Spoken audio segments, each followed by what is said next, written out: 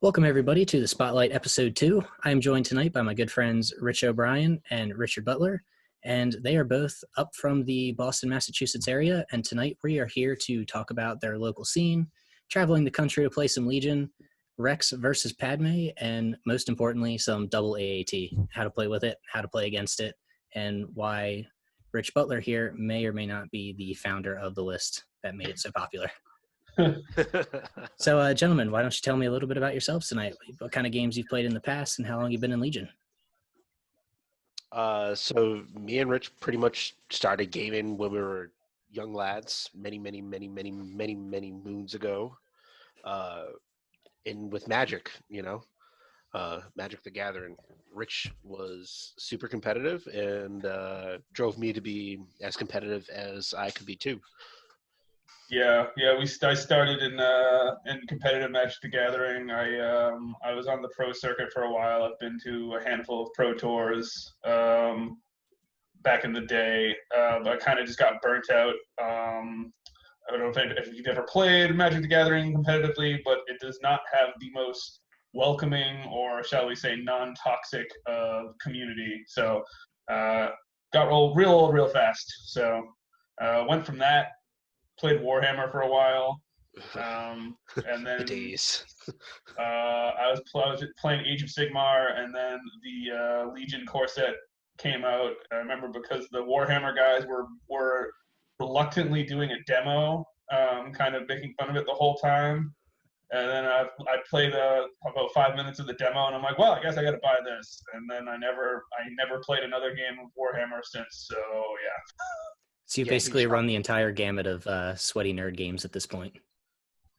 Never played Yu-Gi-Oh! You couldn't pay me enough money. We did play Dragon Ball Z though. Oh yeah, we did. that was an odd week. Yeah. Yeah. We definitely play a lot of diverse games. From Marvel Champions, the new one that FFG released, and what's that old one that they had? Imperial Assault. Yeah. This is my second consecutive episode that we've got old Imperial Assault players, so I'm starting to notice a theme here. Going into your, I love Star Wars too, and going into like more of your Legion career here, have you both been pretty steady in terms of what factions you've played with since the start, or have you bounced around a little bit with that too? So I definitely swapped. I definitely didn't. No, because we ran into each other at the Northeast Open this year, and if I remember correctly, Butler, you were playing Imperials, and Kodak, you brought some Pathfinder stuff, right?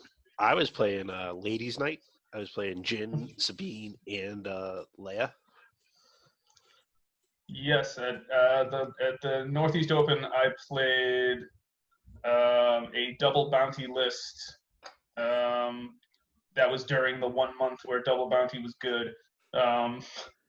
Before Shores came out, and actually did pretty well with it. Ironically, someone else who I won't name at the moment played the exact same list, which was a complete accident. It was just funny because we actually drove there together, and we didn't realize that we had both made the exact same list until we were in the car and we were talking about it. Because I made the odd decision to play like a generic commander. And at that point, no one was playing generic commanders. They were just basically considered trash. So I was playing like Boba Fett, Bosk, and a generic commander, and then so was he, and it was weird. And he won that event with that list, which was technically my list. So yeah.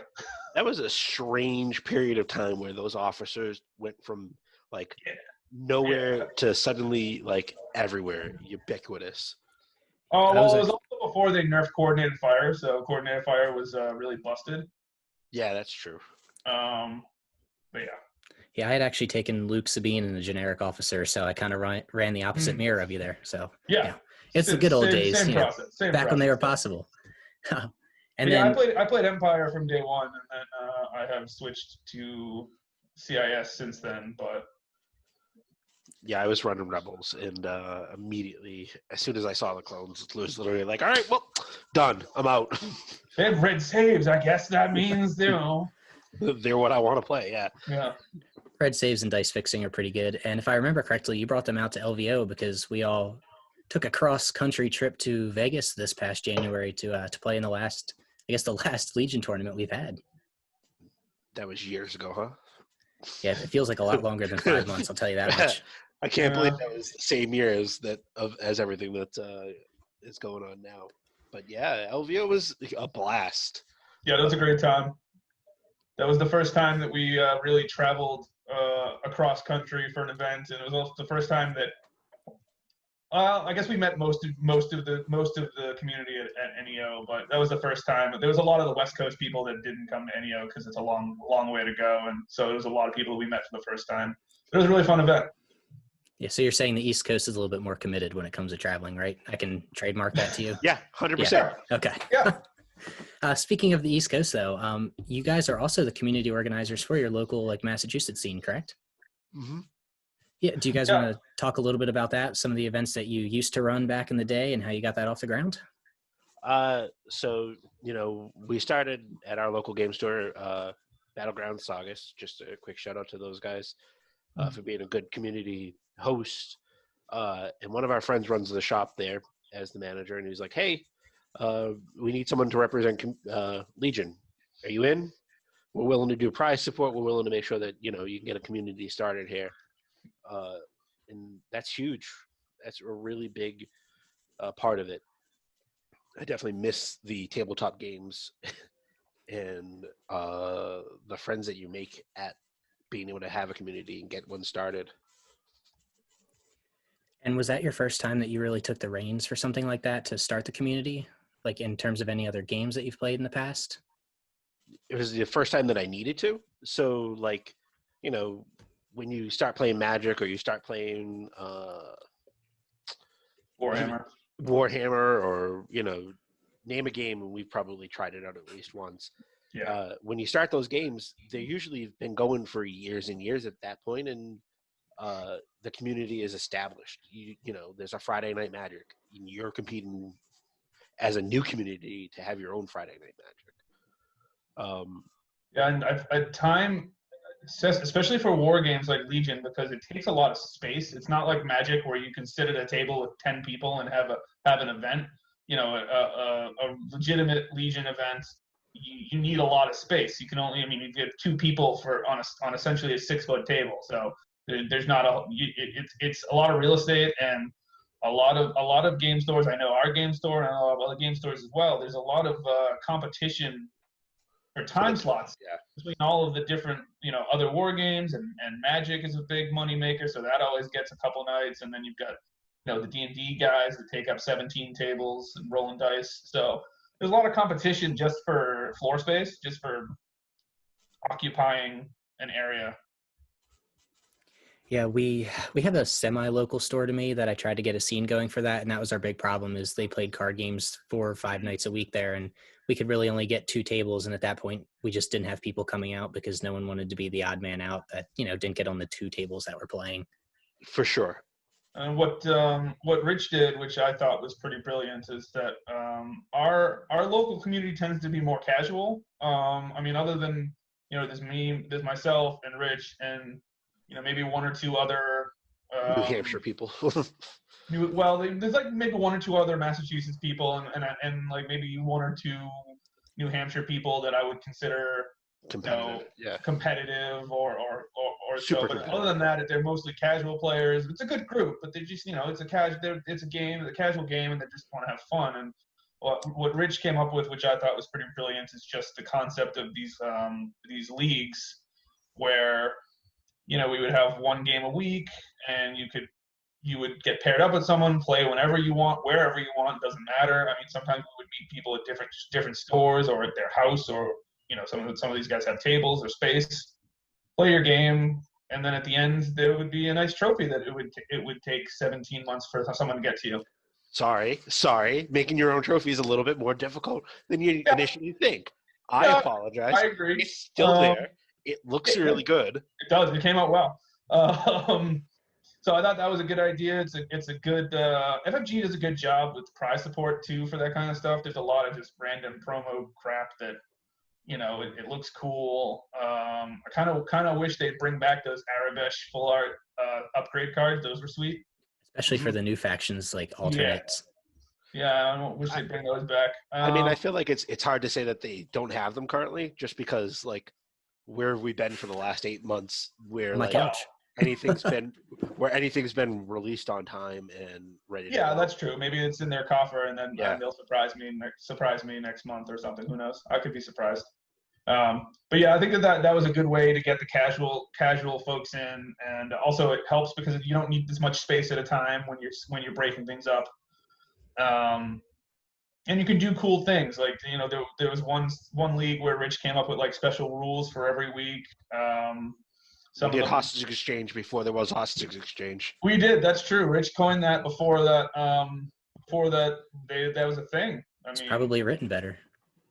Mm, I don't know. I played that week, and it was kind of not balanced. it was Although I not don't quite really as know how balanced as I hostage thought. exchange is, so who knows?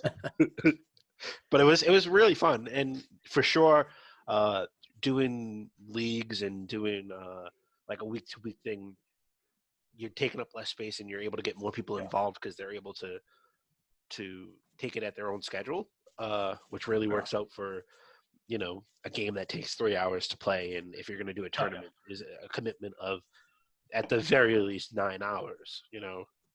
Probably 12. 4 round Legion tournaments are incredibly tiring, and Brutal. it's an endurance event more than anything else. I mean, Finishing up at especially LVO. when you got really drunk the day before at 2 p.m. for no reason. Give us a little Who would credit do there. that? That was about 11 o'clock in the morning, and then it was a 7:30 to 10 o'clock the next day playing Legion. The time change messed with us a little bit. So Yeah, the time change and the 16 shots an hour, but I'm not really sure where that's at. yeah. So you mentioned some of the potential hostage exchange, which would be considered something relatively new. Also, off of that vein, we do have the Clone Wars factions, and both of you said that you pretty much jumped over to that. Let's start with the Republic today. Kodak, what is your current or favorite Republic list, and what have you been running? So in Invader League, I've been running the Padme Kenobi list, which is Padme Kenobi R2. Mix in your choice of clone troopers, whether you're doing phase 2 with Overwatch or what have you, in some arcs, because the arcs are just nasty. They're a little silly. Yeah, a little bit. A little bit. So not a lot of it. You've got Padme over Rex. I know how I feel about that. There's how a I whole feel discussion to about be had there, and I'd very much like to hash that out here. Where do you sit on the fence between Padme and Rex right now? Are they interchangeable? Is it one or the other? I think they are 100% interchangeable. It is 100% just what is your play style? What is the thing that you want to focus on?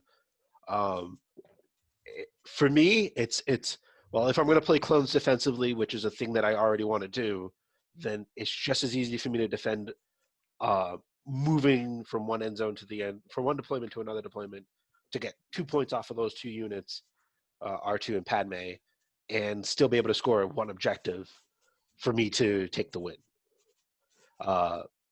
Hasn't quite worked out too well for me in the matchups that I've played. I'm currently 2-2, but I think with a little bit more refinement to my list and a little bit of the changes that I've made after the fact, that it will bear out to be just as successful as a Rex Kenobi list. What do you think about that, Butler? So I have played clones just because I like to dabble in all the factions just to get a better idea of what you're up against. I haven't played Obi-Wan much, but I have played Rex in almost every list that I've played. The problem I think with Padme, I think Padme is a great unit. I just think that Padme isn't as great for clones. Like token sharing is great, but your army already does that. And clones armies generally don't have 90 points. Like that's a lot. Like clones are expensive and you want lots of things. And I think secret mission is a trap 9 times out of 10. Like there will be games where you win it. I played a game last week where I won with secret mission, and literally the only model on the board that I had left at the end of the game was Padme with a victory token. I'll be honest with you. Everything else died. I think you're right. It is a trap, but I think it's a trap for other players, not for yourself. If your soul count ends up being on the secret mission and you're scoring it, chances are you're not going to win. I But think if you distract your opponent, it usually helps out your clones just as much as, say, having a single range 4 shot with the Z6. I think secret mission falls along the same lines as bounty, where it punishes bad plays. For sure. So yeah, it's good, but in theory, if both players are playing correctly, it shouldn't be relevant. Now, obviously, that's not the real world, so it is relevant. But I think the real problem is that as good as I mean, you could argue how good Padme is all day, but I think at the end of the day, I think Rex might be, at least points efficiency wise, is probably the best commander in the game. You just don't get that kind of stuff for less than 100 points. Mostly because tactical is an absolutely broken keyword and probably shouldn't exist. But when you combine tactical with token sharing for the clones and scouting party, which is also kind of a broken keyword, he's just, and his cards are amazing. Like, yes, Clankers is one turn, and sometimes it's pretty telegraphed, but you could still have the opportunity for a massive alpha strike. And his 1 pip is mediocre, but it is what it is. I mean, and then the 3 pip. I mean, having 4 orders on a 3 pip is great, especially on an army that has fire support as an option. And Inspire is always relevant, especially with clones, because, well, more so before phase 2s, but they still suffer with suppression a little bit. So I think it's less of a question of if Padme is good and just more of a question of if Rex is amazing. So, like, I don't disagree with what you're saying. The premise is correct. Rex is amazing as a commander. But I think you're undervaluing that if you have 2 secret missions on a board, your opponent has to play the objective differently. It doesn't matter if you're red in that situation, because all of a sudden you are the blue player. I don't need to play the same objective. I don't even need to play the same game, basically, as my opponent. I have 2 secret missions. I'm not saying that 2 secret missions isn't strong. I just think if the question is Rex or Padme, I think I prefer both of them. I mean, obviously, then you can't really fit in Obi-Wan unless you're running a lot of naked stuff. But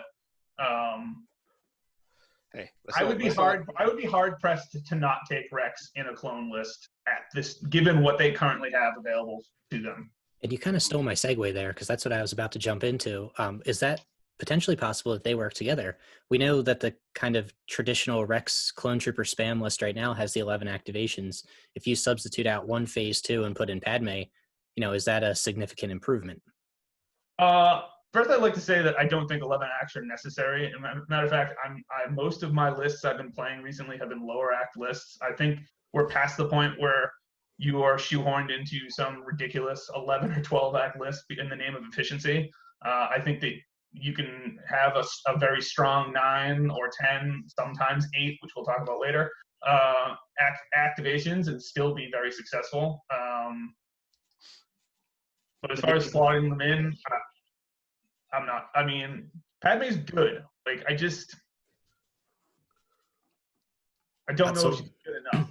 So that's what I said about toolbox. So as a toolbox, she doesn't quite fit what you want her to do, so you don't need her.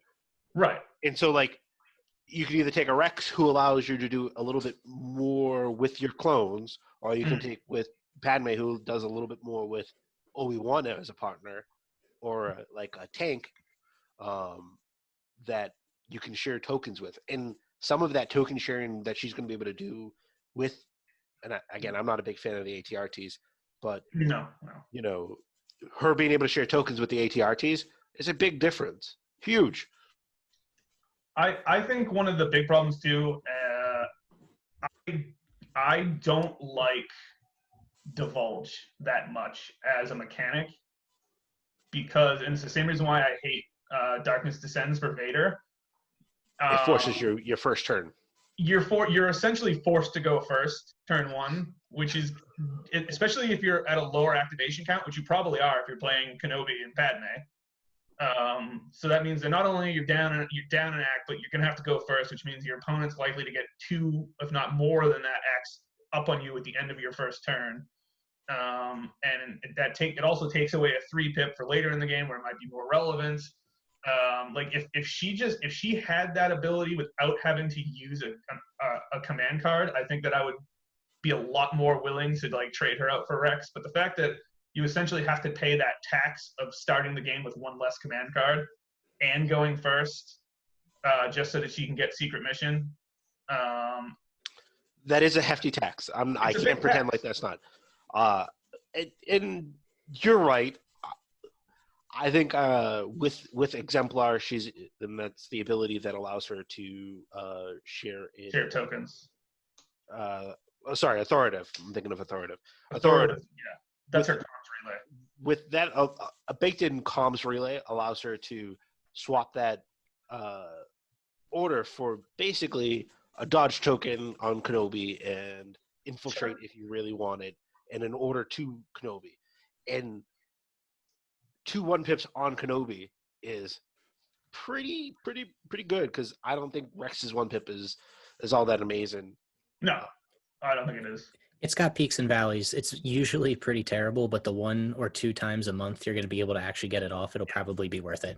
Yeah. But, are you willing to put the stock of a 1-pip into I'm going to use this once every 5 games kind of card? I am. I know not everybody I is. don't play that 1-pip unless I'm only playing Rex. If I'm playing Rex and any other commander, I'm playing Blast Off. Actually, yeah, it's 2. Usually if I'm playing solo Rex, I'll play Blast Off. Because I think that's just better.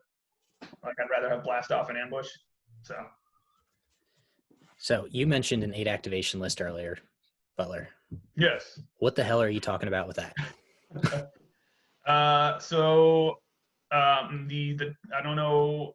I'm not in the current Invader League. I was playing in the the Yavin Team League thing. Yes. Yeah, so I played in that. I did fairly well. The AAT, which is the I don't know what the hell that stands for, but it's the big tank for the droids. I think they really pushed the new vehicles. The Saber tank, which is the clone one, is also really good. It's so good. I don't think it's as good as the AAT though. It has so much value, and it's so strong. And then paired with a army that has a very cheap filler, lets you do some ridiculous things. So the list that I haven't been playing it as much recently, but the list that I was toying with for a while, and this was the list that I was going to bring to Worlds before, unfortunately, Worlds was canceled. Sad face. Was a double AAT list, 8 activations, basically 5 naked B1s, two AATs, and Grievous. And essentially, what the list does is it gives you 3 ridiculously powerful units that your opponent simply cannot ignore between the 2 tanks and Grievous. You're down generally activations, but with the firepower you get, generally you're going to be wiping a unit, at least 1 unit, if not 2 units, sometimes 3, depending on what type of army you're against. Turn 1. By mortars. Yeah, that's the big thing, is that the tanks absolutely eat mortars. The shore mortars, God help you if you're playing on MK2. Or Tauntaun. Tauntauns, yeah, like this was before the Tauntaun nerf, so there was a lot more prevalence, and the AAT absolutely demolishes Tauns. I don't know how Tons can win against. I don't think Tons can win against that list unless you do something stupid. You blew me off the table quite a few times playing a couple Ton lists against that, where I didn't even get a chance to get to that minimum rage and take advantage of it. Yeah, that high velocity is no joke when the Tons are predicated around getting those dodges and spending them. Yeah, and I mean, in a lot of lists, I mean, clones, between sharing the dodges, it becomes relevant. Being able to throw 7 to 8 dice at a Jedi who can't deflect. Yeah, it's pretty big. It's really big.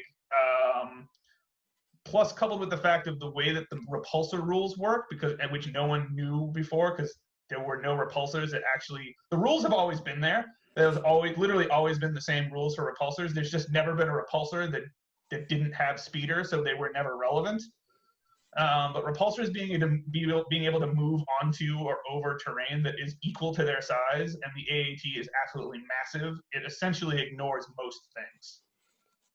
So you can't. It's very difficult to hide from. It has incredible range, and it's coupled with an army that it gives you absolutely perfect order control every turn. The key to my list was the comms relay. Was throwing a comms relay on one of the B1s, because that allowed you to make sure that that both tanks got an order every single turn, even using an uplink, even on the turn when you were using Grievous's 1-pip. You could have a 1-pip turn where you have Grievous threatening his stupid blender and still have an order on both of your massive tanks. Yeah, I hated playing against that list. It was disgusting.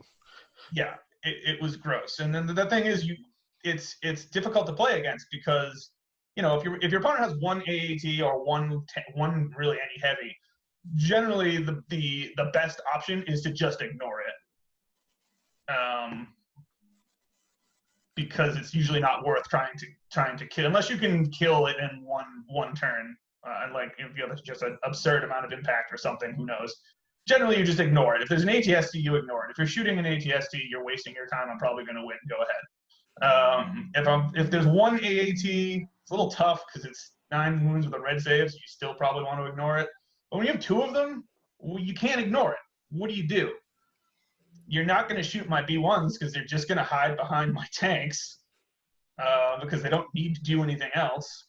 And then you still have Grievous to worry about, and he's going to just swing around the back or hop over a mountain and lightsaber you. So Yeah, that mobility is pretty key, and I think that's why he fits much better than like Count Dooku does, other than the cost. I mean, you could probably cut a couple force powers and just run him with like push or choke, but then you really lose that scalability and Grievous's chance to get in there and go wild with his blender. Kodak, did you get a chance to ever play against that list to any kind of success? Oh yeah, not to success. Just against it. Just against it. I will point out that as of today, I'm undefeated with that list. Little humble brag, I like it. I enjoy it. I little. I wanted to, but you know, I am technically undefeated with that list. Have you considered potentially trying to run like Cad Bane with that if we ever somewhere down the line get some sort of cheaper commander? Do you think that might be something that you consider, or is Grievous the key to that and making it work? It's difficult for me to say that without. I mean, I assume eventually we'll get a generic tactical droid commander, because what the hell else would it be? But I don't know how cheap they can make it. Like they can't give us a 20, 30 point commander. That would be insane. That would be nuts. 50 points. 50 points. It's gonna 50 points is probably where it has to be. That's where all the other generics are. At 50 points though, that saves you 125 points that you're not spending on General Grievous to possibly make your list 10x and make me cry. You wouldn't get to 10x. You could get to 9 with 2 tanks and a generic commander, I think. Well, I guess you could play 2 generic commanders. Okay, now. Okay, so you could probably get to 10x with 2 tanks and generic commanders, but I don't necessarily know if it would be better because again, I don't. The thing is with the tanks, it's not like something like Luke, right? Where Luke wants to go last usually, except when he wants to go first. You want to be able to like move up and control the board. The tanks don't really care when they go, especially when you have 2 of them, because you'll be able to out-activate me, but what are you going to do? You need to, eventually something's going to move out. The boards just aren't that thick with terrain where you're going to be able to hide everything from both my tanks every turn. So like I don't really think they care that much about hitting 10 activations. I think the part of the success of that list and part of the scariness of that list is just that there's so much beef and there's just multiple massively threatening units. I don't think I would cut Grievous from that list. I really don't. Now, Cad Bane's interesting. I've been testing him out a little. He does do some cool stuff. I don't think he's a threatening piece. I think he's more of like a sneaky, tricky piece. I don't necessarily think he plays with the tanks well, but who knows? Yeah, I guess that's just going to come with some time, and spending time tends to happen in the future. Yeah. Future's coming pretty quickly now at this point. Looks like we're going to start being able to get to our game stores in the next couple of months. Do you think there's? I'm hoping at least. Do you think there's any kind of list or units that are going to be primed for a comeback with some of these new units coming out and some of the other like pro meta ones like Tawns and Shores fading just a little bit? I think starting with Kodak. I think snowtroopers are definitely gonna have a chance to come. And I know you're and all about it, but there's something to be said about 6 dice on with steady, 2 of which are red, and basically stormtrooper dice, on the snowtrooper. That could be fun. That could be a lot of fun. And we're talking Delmico and Gideon, yeah. Gideon, correct? Yeah. I think you're gonna start seeing with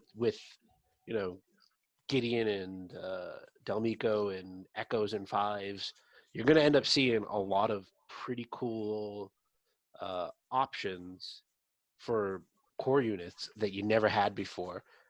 As a former rebel, I'm really jealous that the Mandalorian units that we're getting don't look like they fit on any core squads.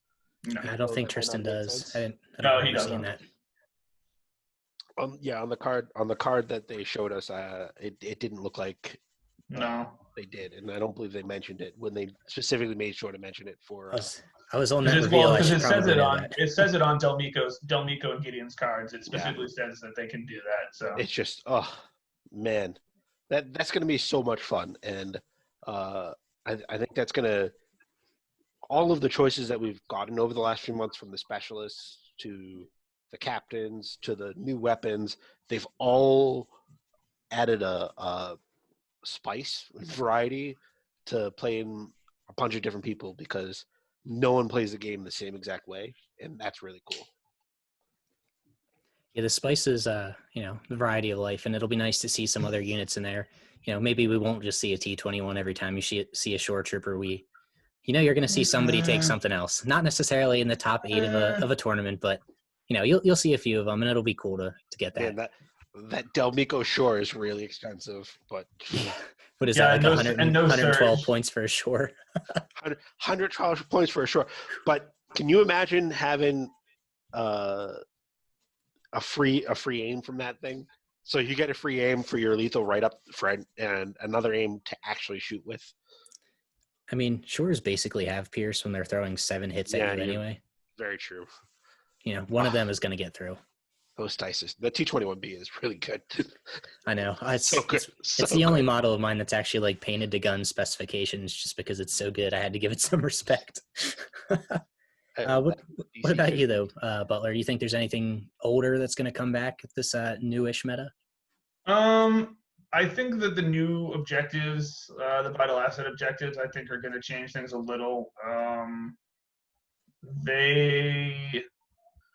Things like, first off, secret mission becomes better just because of the new deployments. A lot of the new deployments and a lot of the new objectives kind of force you or strongly encourage you to split your army up. So I think we might start seeing more double commander lists. Most lists kind of went the one commander route, mostly because aggressive tactics is dumb, but just for efficiency wise, it has generally been better to just ball up and deal with it that way. But it's hard to do that. You can't really do that on payload. You can't really do that on hemmed in. You can't really do that with bombing run. So I think that'll be something. Maybe Boba Fett becomes playable again. I'm not sure. Boba Fett has always just been really, really good at playing the objectives, and that becomes more relevant with the new objectives. I'm not sold on Delmico. I think, and I forget which one's which. I forget which one's a sniper and one's a dude. Delmico's the sniper, and Gideon is the 3 red, right? Double red coordinate.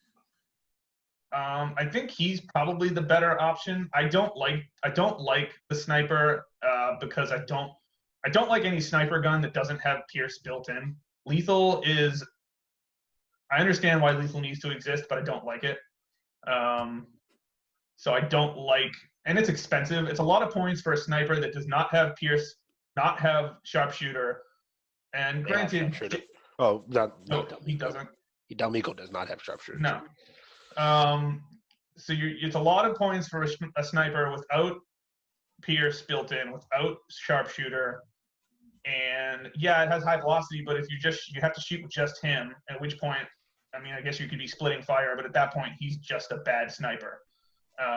So I'm not excited about him. Gideon looks good because Gideon coordinate is very strong on whatever. Like it's dumb on droids, it's good on shore troopers. So like just free orders are good. So I could see him maybe slotting in.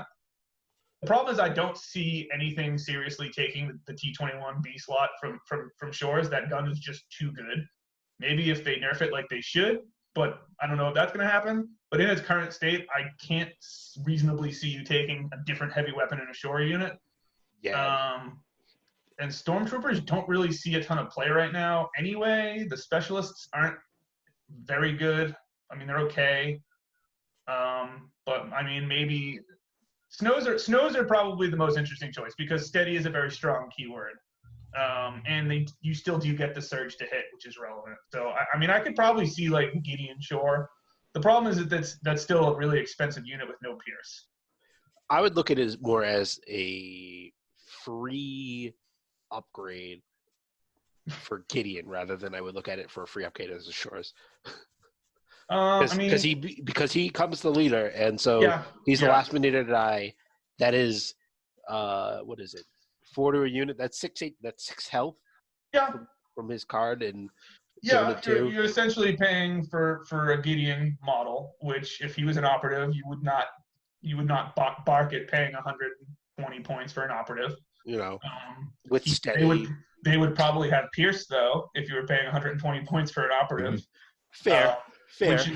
I just don't like paying over 100 points for a unit without Pierce, especially in a world of red saves with surge tokens everywhere. It's difficult to get the value out of those points without Pierce. It's just consistency wise. I mean, obviously there'll be games where you just roll hot and it doesn't matter and you murder things. But there'll be other games where you just can't kill anything because you just can't pierce through. You can't get through those blocks. Crit City, baby. I was going to say, speaking of crits, Pierce, and things that are under 100 points, I do think Chewie's going to come back just a little bit. I like Chewie. I've been running him quite a bit, and he actually seems to work pretty well with like Cassian and K2 because Guardian plus Danger Sense plus Heavy Cover is actually pretty sweet. Yeah. And you can make Cassian go a long way when you're rolling extra dice and making him roll, fewer dice than he would by taking him on to Chewie and just sticking him in cover. Hero Hammer's a thing, and I'm gonna prove it to the world. 75 points for 9 more wounds, and also a gun that you can't ignore. I mean, he throws a decent number of dice with Pierce at range 3. He is a threat. Now he melts, but I don't think there's very few things in the game that can one-shot him. So it still takes activations, and Bosk can't one-shot him. I know. I'm just thinking of that time that you melted him with Bosk. I've melted Chewbacca with a lot of things. I did one-shot a Chewbacca with an AAT, but well, I guess they didn't one-shot him. He had one wound on him. It probably would have been a 2-shot then, right? Because I think they only throw a max of 8 dice. Yeah, it threw 8 dice. He had 1 wound on him, and I barraged him, and I did enough damage after the first barrage, so he lost the suppression and had no cover. Now I've been liking him with Luke and emergency stims or putting the stims on Commander Luke because now all of a sudden I've got the 6 health, 2 extra on Luke from stims. I can recover that stims with Cassian, and I've got a Guardian bubble running around with him, so it kind of supercharges them that way. And so we're running just about up to the end here. Do you guys have any final thoughts or any kind of shout outs to your local scene that you'd like to share before we go? Like I said, for sure, everybody stay safe out there. And in terms of our local community, please, guys, if you're listening to this, stay safe, stay in your houses. I know our store is doing curbside stuff, and soon enough they'll be back to running games. And when they do, we'll see you there. Yeah, and I just want to shout out to the Battlegrounds and Saugus is like Rich said, is doing curbside pickup. They also have two other locations. They have one in Abington and Norton. If you don't know where theirs are, it's probably not relevant to you because you're nowhere near them. But if you do know where they are, then go give them some money. Also up in New Hampshire for our New Hampshire friends, Midgar Game and Comics, great local scene. They are open right now. Obviously, the game space is closed, but you can go in and peruse as long as you are wearing a mask and be respectful of social distancing. So also a good option if you're further up north. And yeah, everyone should stay safe and support your local game store for support sure. your local game stores. Buy stuff, buy paint. You got to paint stuff. Buy some paint. Paint doesn't go bad. No, it does not. I've been burning through Infinity models with my paint right now, so I got to get some more. I haven't had any Legion models to paint, man. It's been a while. Yeah, but, I haven't either. So, thank you everybody for joining us tonight. Then this has been the Spotlight episode 2. We got a little bit more competitive on this one, so we're gonna try and keep the variety up there for you. Otherwise, we will see you next month. Stay safe, and hopefully the next time we talk, things will be even closer to normal. Have a good night.